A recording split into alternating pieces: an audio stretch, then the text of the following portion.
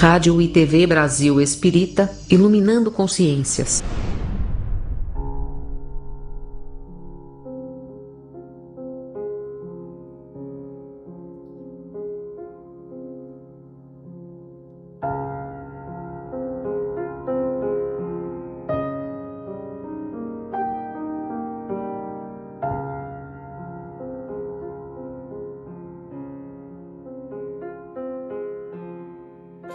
Olá, amigos queridos da Rádio e TV Brasil Espírita de Alagoas.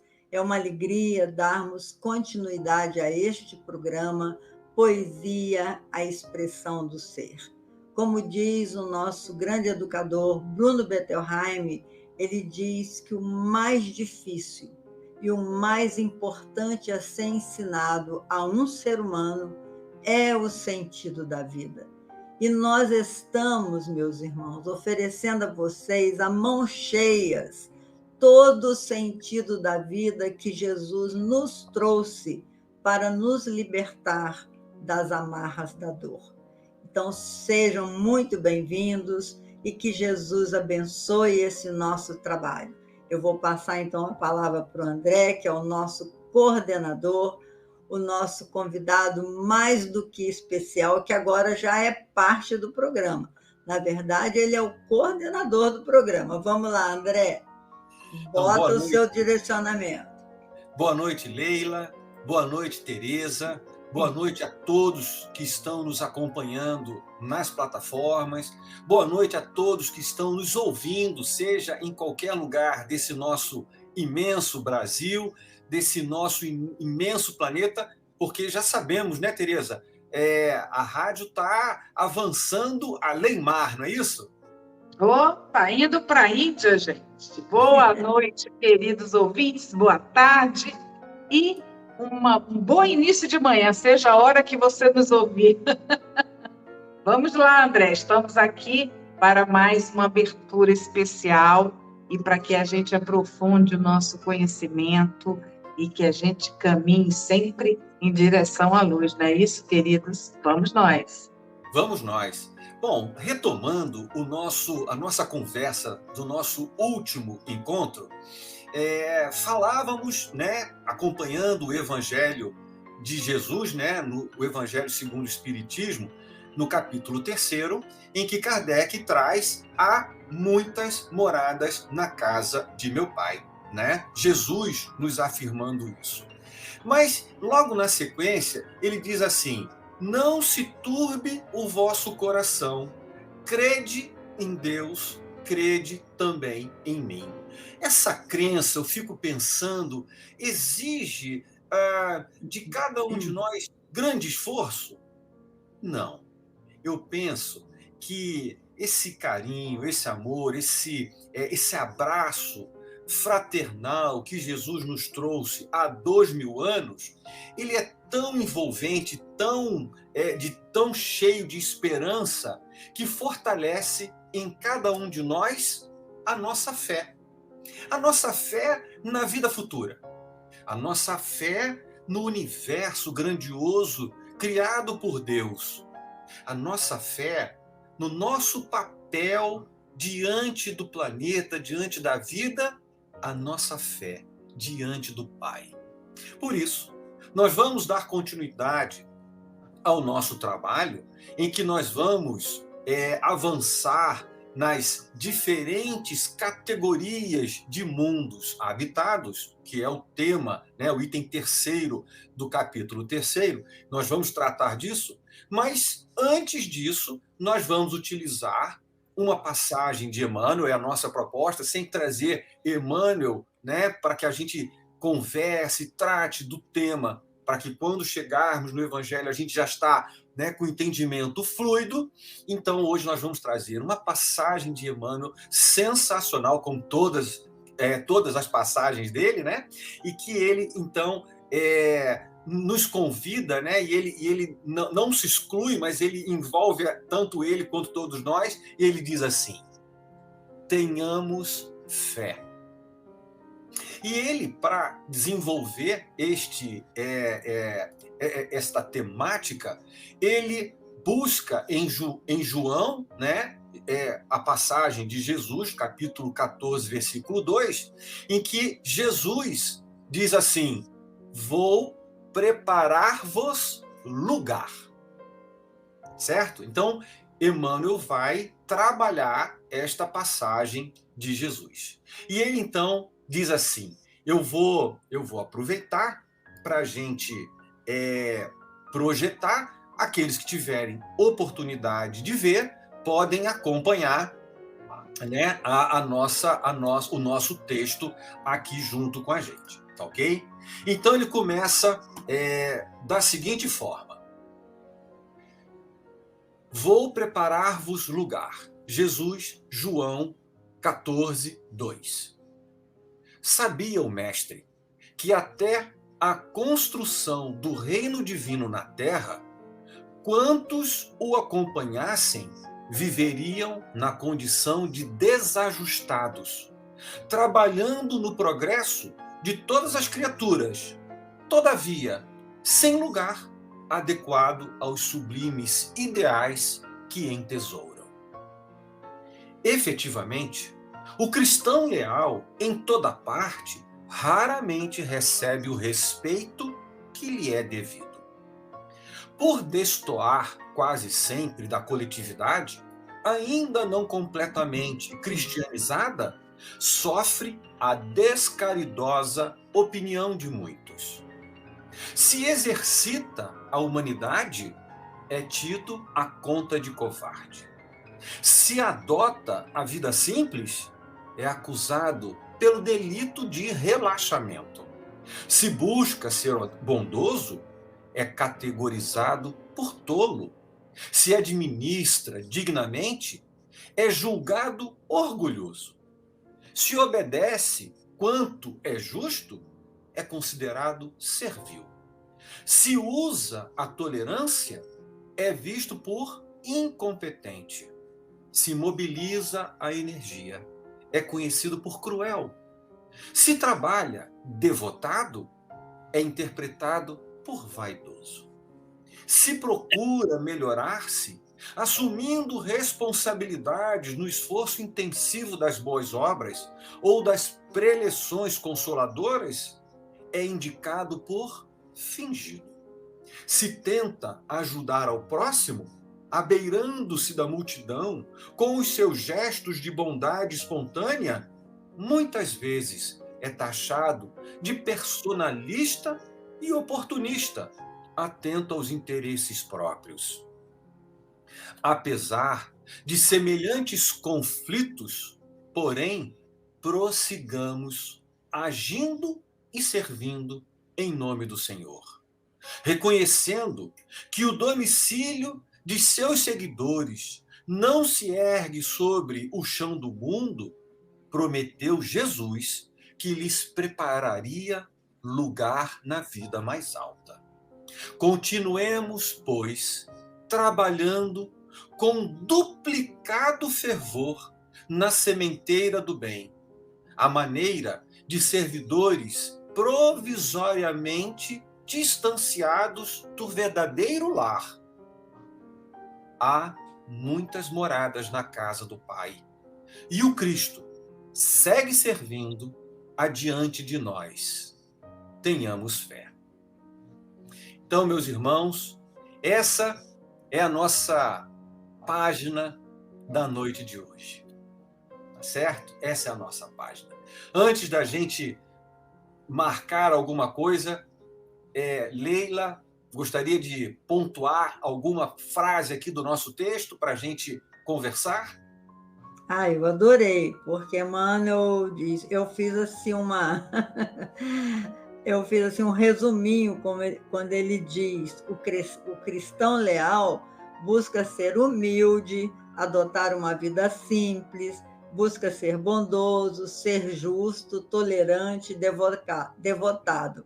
Eu fiz um resumozinho, procura também melhorar-se, mas aos olhos das outras pessoas podem sofrer com a descaridosa opinião, tais como covarde, tolo, orgulhoso, servil, incompetente, é o que ele ele falava de um lado a qualidade, colocava do outro lado como que os olhos do mundo muitas vezes julga de forma diferente, julga de acordo com o seu conteúdo. E ele diz nesse texto tão lindo que nós deveríamos ter fé e prosseguir agindo e servindo em nome do Senhor.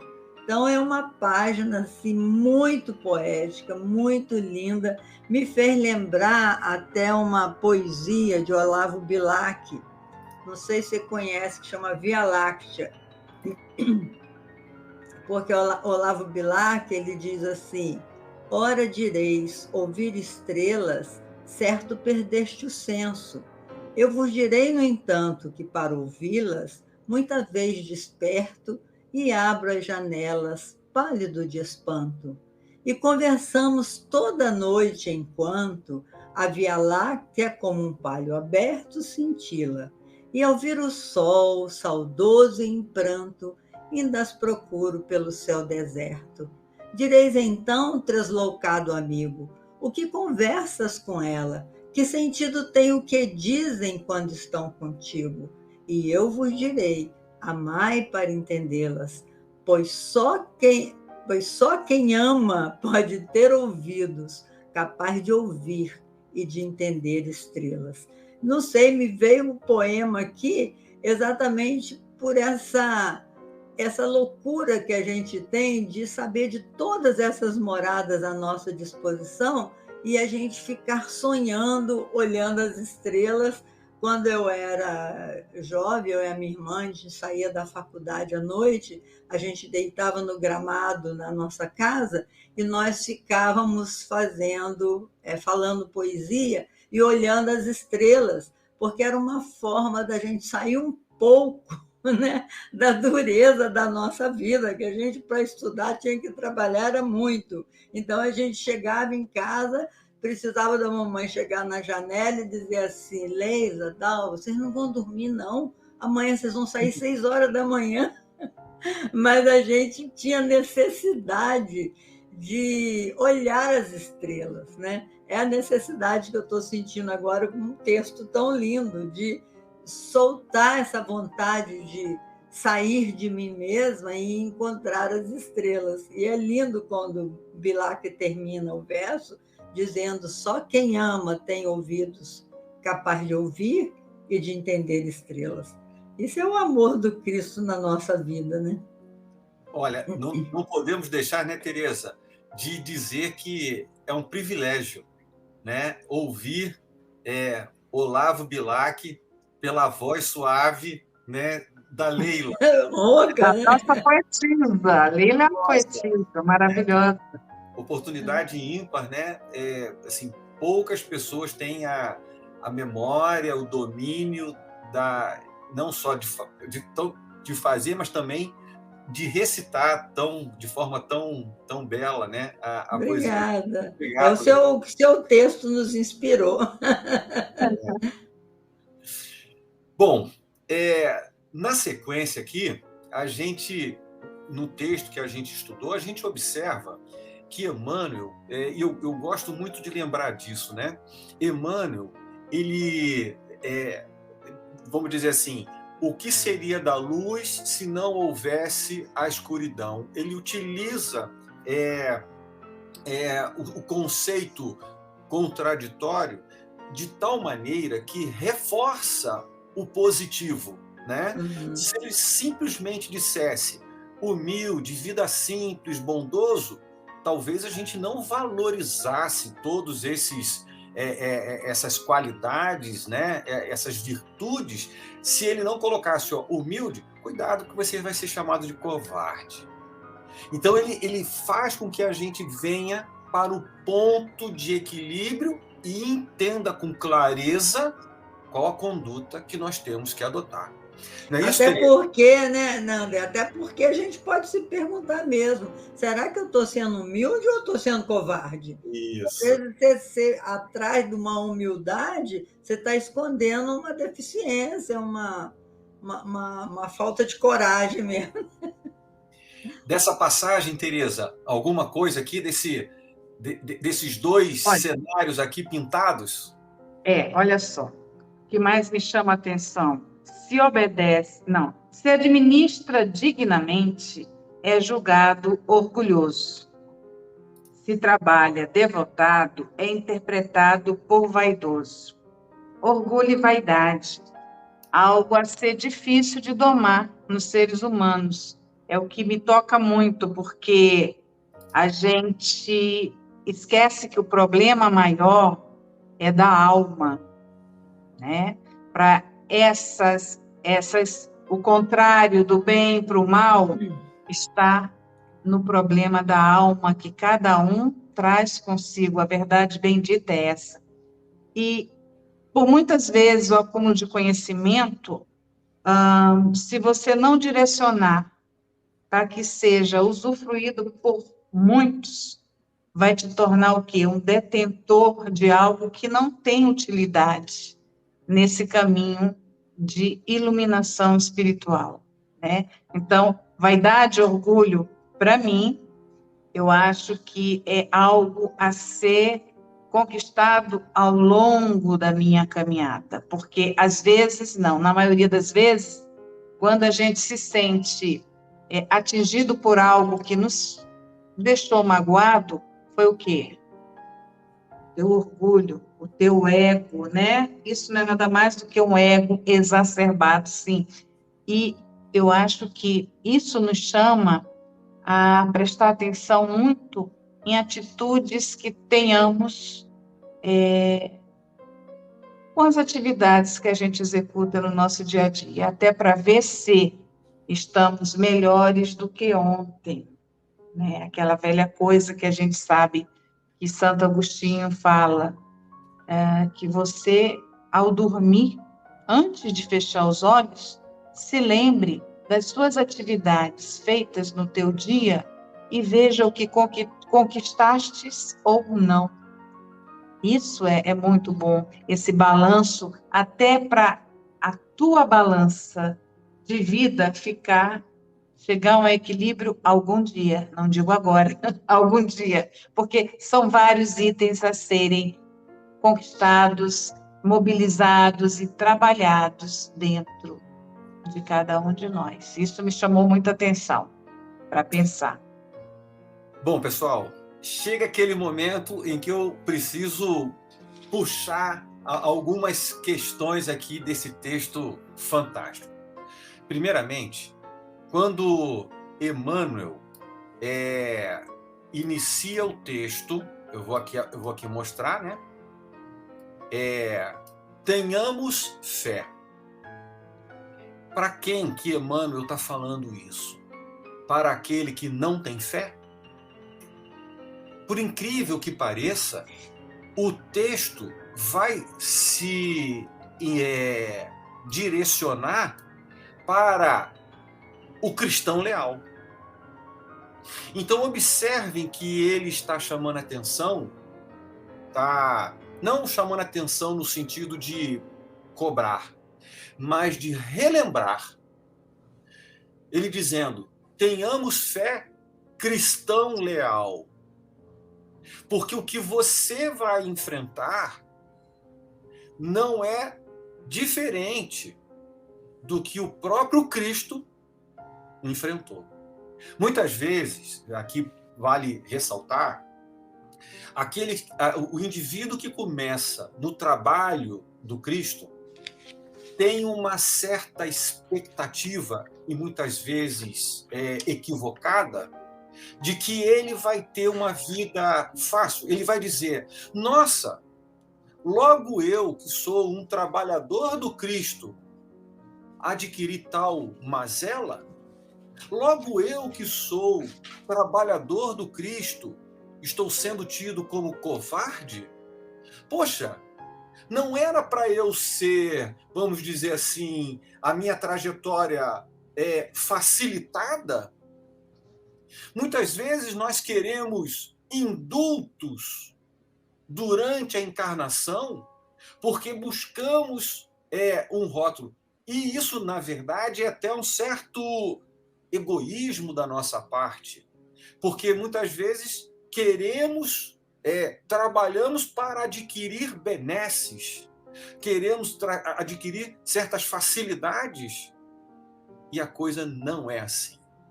Emmanuel está chamando a atenção daquele que é o cristão leal, de que ele sim vai enfrentar dificuldades. Eu faço aqui uma lembrança a uma passagem do Chico, em que o Chico, já trabalhando no seu mandato mediúnico de amor, ele então é visitado por 2 repórteres tidos como estrangeiros, e ao final daquele episódio, uma matéria sai na revista Cruzeiro, mostrando, dando uma conotação, criando algumas situações embaraçosas para o Chico. E o filme do Chico retrata isso, em que Chico, diante de Emmanuel, comenta: poxa, olha, logo agora, olha os comentários e tudo mais, e Emmanuel diz, né, não fique preocupado. Jesus foi parar na cruz. Você só foi parar na revista Cruzeiro. Até com um certo humor. E isso, só fechando essa ideia, só para nós lembrarmos que, ao iniciarmos o nosso trabalho, quando nos dispusemos a trabalhar em nome do Cristo, sejamos atentos de que, apesar de agirmos com verdadeira humildade, adotando vida simples, adquirindo bondade nos nossos comportamentos, lidando, administrando dignamente, sendo justos, tolerantes, podemos sim ser tidos como covardes, relaxados, tolos, orgulhosos, vaidosos.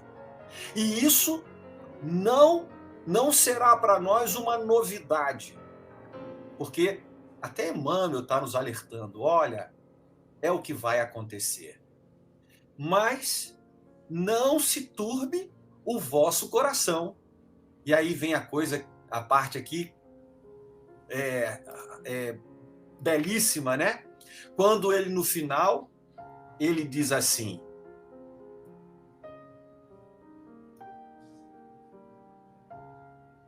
perdão.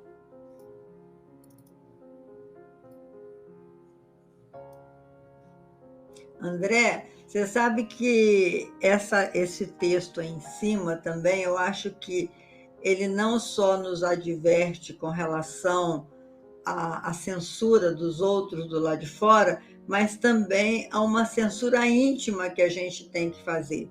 Porque a gente percebe também que muitas pessoas que dizem que adotam uma vida simples, elas são realmente relaxadas.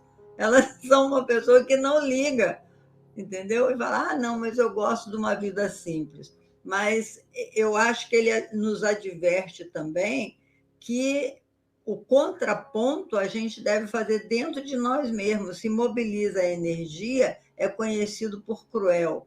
Mas será que muitas vezes a gente não está mesmo sendo cruel e justifica dizendo que é enérgico, por isso que é enérgico? Muitas pessoas mal educadas justificam: não, eu sou verdadeiro, né? Como se... Então, eu acho que o Emmanuel ele faz essa advertência não só para a gente saber que vai sofrer esse tipo de, entre aspas, perseguições, né?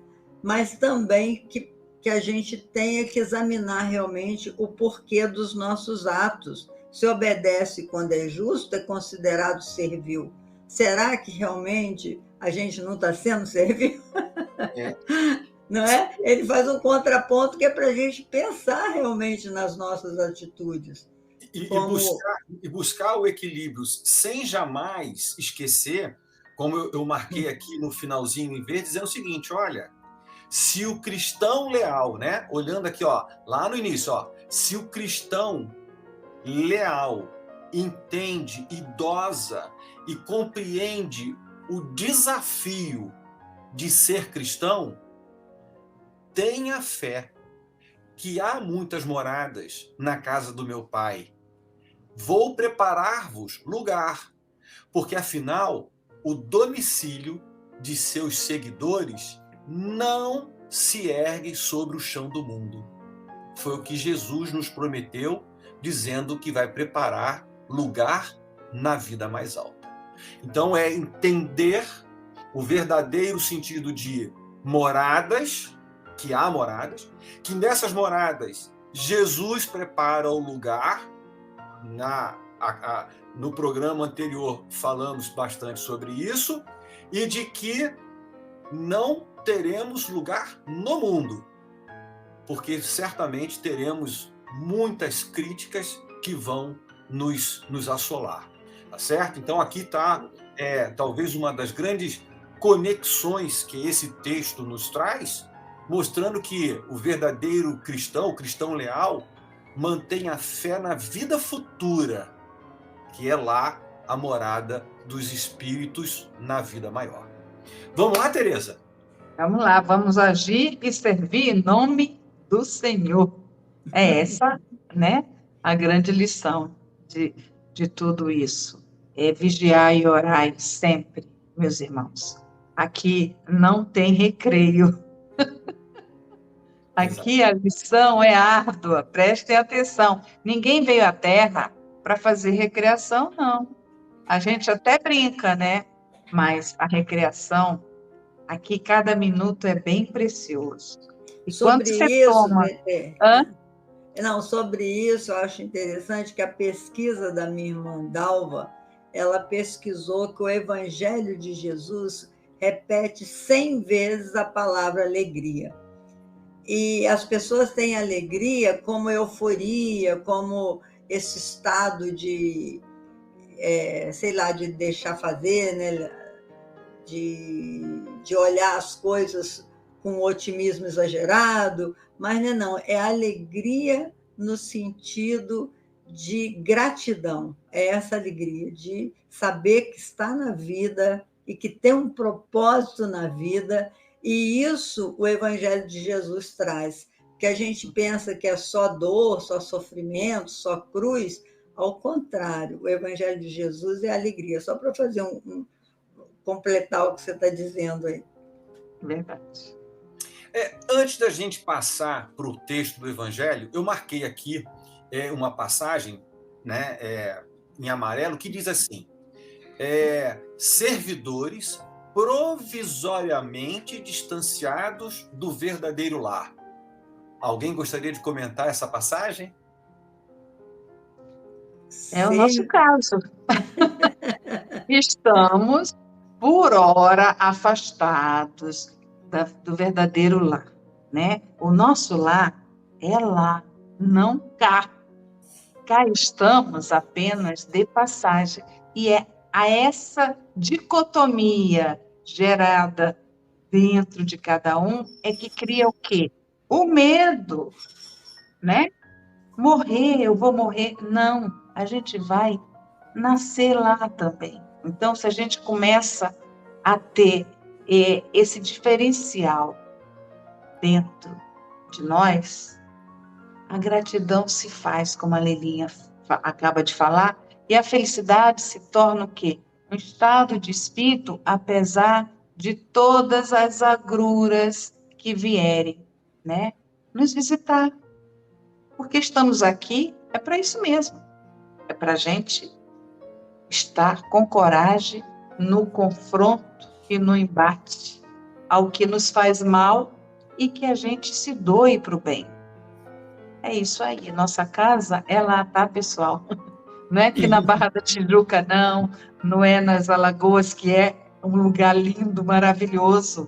A gente está ali só visitando, então aproveita, e aproveita mesmo, porque Deus nos presenteia com essa natureza linda, exuberante. Cuidemos da nossa casa de passagem.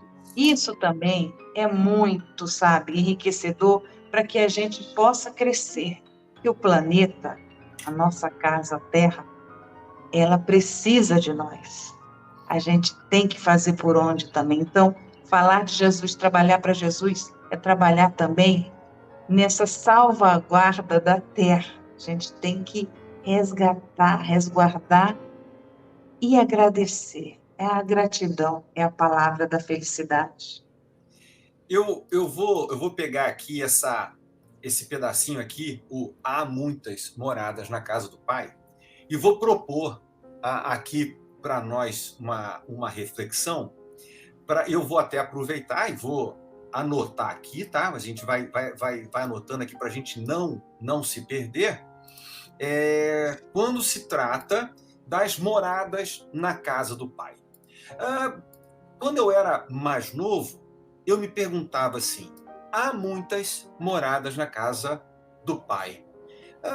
Eu poderia dizer que as casas que eu moro, eu morei aqui, morei ali, são casas, são moradas na casa do Pai?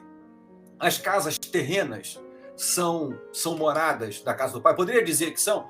Quais outras interpretações que vocês teriam do que seriam moradas na casa do Pai? Então, a primeira que eu vou colocar aqui, casas terrenas. Uma primeira, tá certo? Só para a gente deixar pontuado. Quais outras moradas na casa do Pai vocês elencariam para nossa reflexão? Todas as moradas são moradas do Pai. Deus está em tudo, em todo lugar. Ele é o Criador de tudo. Qualquer lugar que nós estejamos, nós estamos na casa do Pai. Eu imagino só quando a gente está provisoriamente no mal, porque o mal por si só não existe, né? O mal é uma negação transitória do bem. O que existe é o bem. Mas quando transitoriamente a gente está envolvidos pelas sombras de nós mesmos, pelas sombras da nossa natureza perversa, é que nós estamos fora da casa do Pai. Ainda assim, eu acho que estamos na casa do Pai, porque até o demônio é filho de Deus, né? Então, isso. Todos nós estamos na casa do Pai. Eu coloquei mais um aqui, por exemplo. Nós já estudamos, né? Nós já vimos isso. Os diferentes mundos no universo são casas do Pai, né? Uhum. Eu poderia dizer, vocês aceitariam que eu escrevesse aqui, por exemplo, diferentes estados...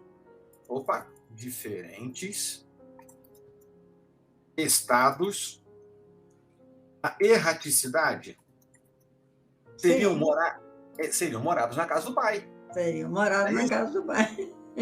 Eu poderia dizer aqui, acrescentar erraticidade, tá certo? Eu poderia dizer que os corpos, nas diferentes encarnações, seriam nossas moradas? Sim. Certo. Encarnações. Eu poderia dizer que aonde eu projeto o meu pensamento é aonde eu estou. Ou seja, o meu pensamento pode ser a minha morada interior? Sim. Pensamento. Eu acho.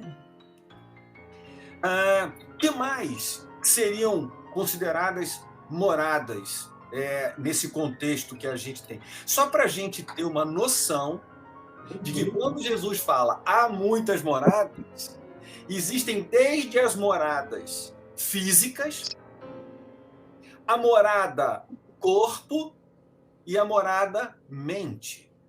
Sim. E aí vem um detalhe que é muito importante.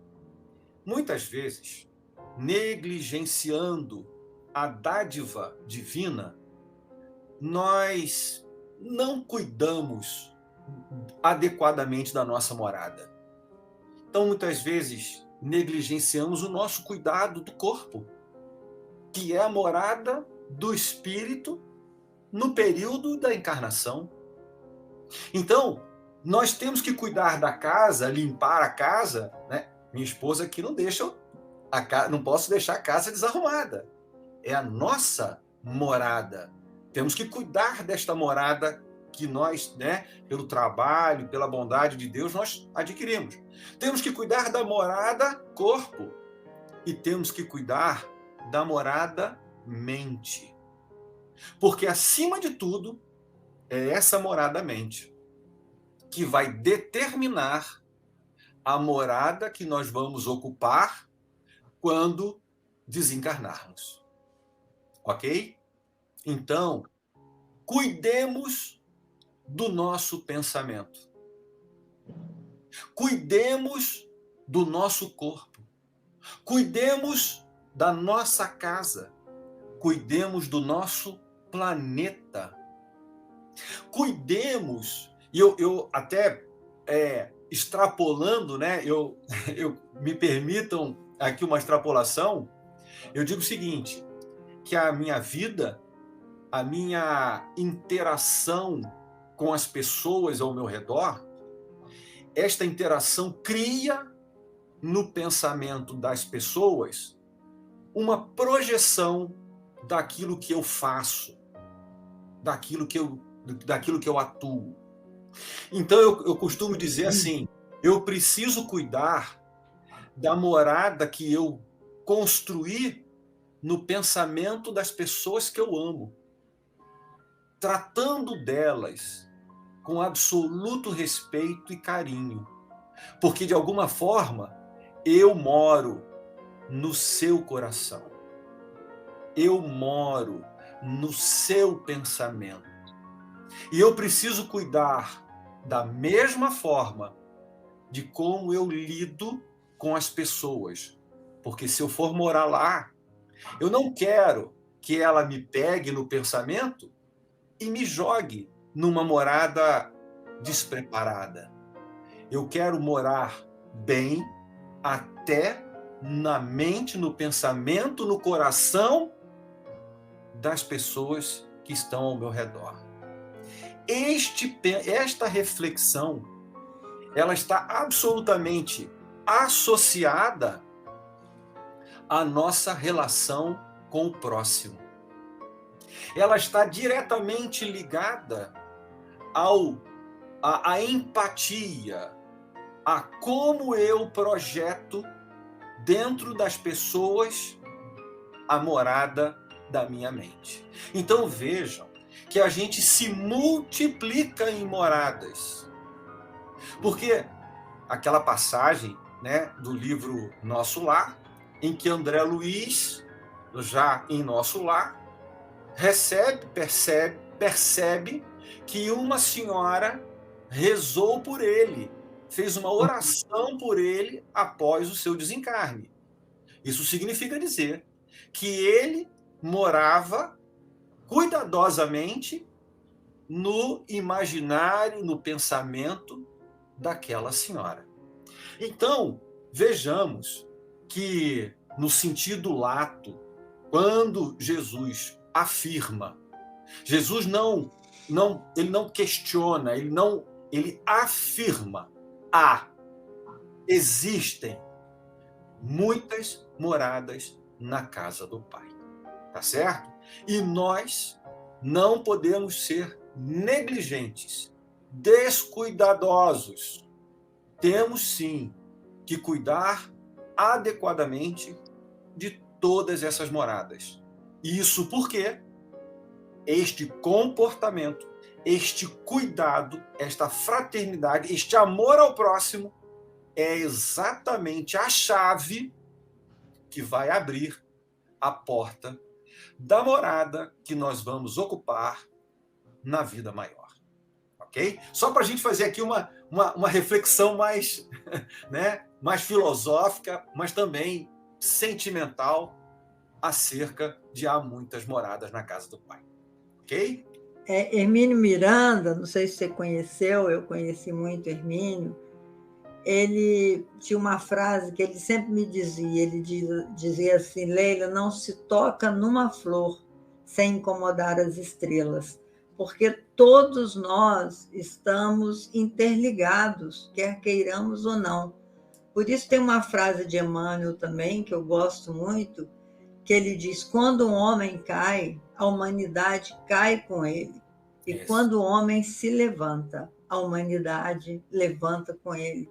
Porque, e Jesus enfatizou muito isso, se alguma ovelha do meu rebanho se perder, eu paro todo o rebanho e vou atrás da ovelha desgarrada. De modo, meus irmãos, que é tão consolador o Evangelho de Jesus, e é tão bonito esse discurso das moradas que André acabou de fazer, tão lindo você imaginar que a nossa morada mental, que deveríamos realmente vigiá-la mais de perto, muitas vezes nos trazem aflições porque a gente não consegue aprofundar na beleza, na grandeza dessas palavras de Jesus, como o André tem aprofundado para todos nós. Obrigada, viu, André? Estou muito feliz. Agora, a proposta, né? A proposta da gente chegar no Evangelho já com essas ideias trabalhadas, né? E aí ele diz assim, ó, aí vem Kardec, diz, ó, diferentes categorias de mundos habitados.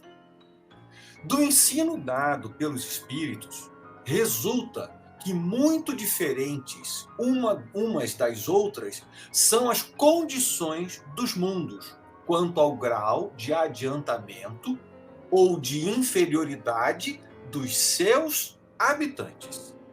Entre eles, há os em que estes últimos são ainda inferiores aos da Terra, física e moralmente. Outros da mesma categoria que o nosso, e outros que lhes são mais ou menos superiores em todos os respeitos. Nos mundos inferiores, a existência é toda material. Eu vou até marcar aqui, ó. Uhum. Reinam soberanas as paixões, sendo quase nula a vida moral. À medida que esta se desenvolve, diminui a influência da matéria de tal maneira que nos mundos mais adiantados a vida é quase toda espiritual. Então aqui, nos dois extremos inferiores, vida material, pouco moral ou zero moral. Na outra, zero material, espiritual. Nos mundos intermediários, misturam-se o bem e o mal, predominando um ou outro, segundo o grau de adiantamento da maioria dos que os habitam. E aí vem ao encontro do que a Leila acabou de dizer. Se um cai, todos caem. Se um levanta, todos levantam. Então, todos somos responsáveis por levantar o todo. Somos responsáveis por levantar o mundo. Ele é a somatória de todos nós. Embora se não possa fazer dos diversos mundos uma classificação absoluta, pode-se, contudo, em virtude do estado em que se acham e da destinação que trazem, tomando por base os matizes mais salientes, dividi-los, de modo geral, como segue. Vou mudar a cor aqui do meu pincelzinho aqui, ó.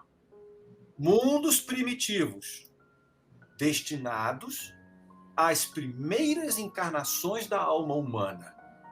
Mundos de expiação e provas, onde domina o mal.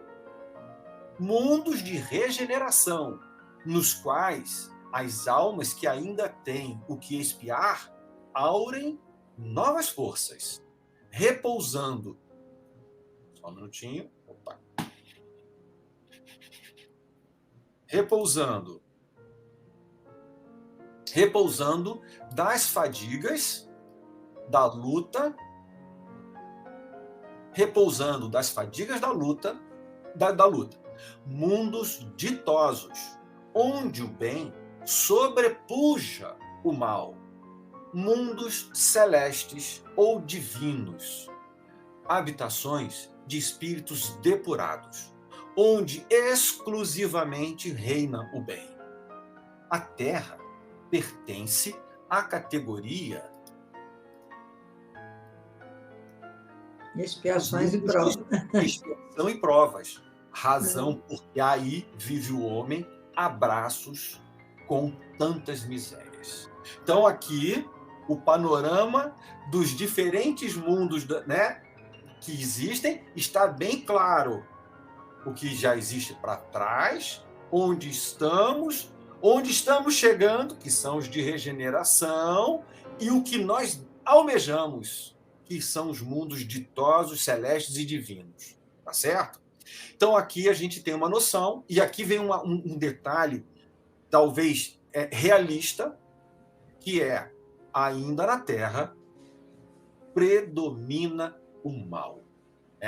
Então, aqui, nessa partezinha aqui, ó, mundos de expiação e provas, onde domina o mal. Cabe a nós mudar o planeta. Não o planeta mudar a gente. Mudar o nosso comportamento.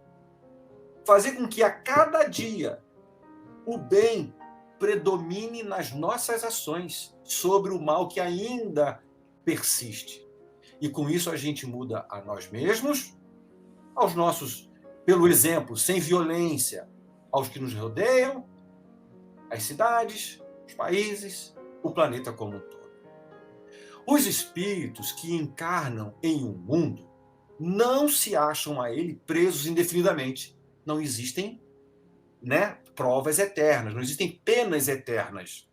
Nem nele atravessam todas as fases do progresso que lhes cumpre realizar para atingir a perfeição. Quando em um mundo eles alcançam o grau de adiantamento que esse mundo comporta, passam para outro mais adiantado. E assim por diante, até que cheguem ao estado de puros espíritos. São outras tantas estações, em cada uma das quais se lhes deparam elementos de progresso apropriados ao adiantamento que já conquistaram. É-lhes uma recompensa ascenderem a um mundo de ordem mais elevada, como é um castigo o prolongarem a sua permanência em um mundo desgraçado, ou serem relegados para outro ainda mais inferior do que aquele a que se veem impedidos de voltar quando se obstinaram no mal. Então, nesta passagem, Kardec deixa com clareza a todos nós de onde viemos, no aspecto planetário mais amplo, onde estamos, para onde vamos. Mostra não só a existência dos mundos, das moradas, mas a relação que guardamos cada um de nós, que guarda cada um de nós com o mundo em que vive, de tal maneira que a reciprocidade do que eu faço e do que o mundo me oferece é a reflexão, é o reflexo da minha condição espiritual. Então, ao infinito existem condições espirituais. Ao infinito existem lugares para receberem esses espíritos. Nós não vamos habitar além universo. Nós vamos habitar o universo. E este universo está, sim, preparado, categorizado para receber cada um de nós exatamente conforme a nossa condição espiritual. Então, cabe a nós usar a chave do comportamento e ascender aos mundos ditosos e divinos. É isso mesmo, André. Isso se aplica também, meus irmãos, você que nos ouve, à nossa própria individualidade, porque a gente passa por mundos dentro do nosso psiquismo. A gente pode sair, sim, de um mundo primitivo e caminhar para o mundo de expiações e provas a partir das nossas escolhas e depois entrar na própria regeneração. Numa vida só, a gente pode até construir um mundo psíquico celeste com as nossas ações, com os nossos atos, com a nossa vontade de acertar.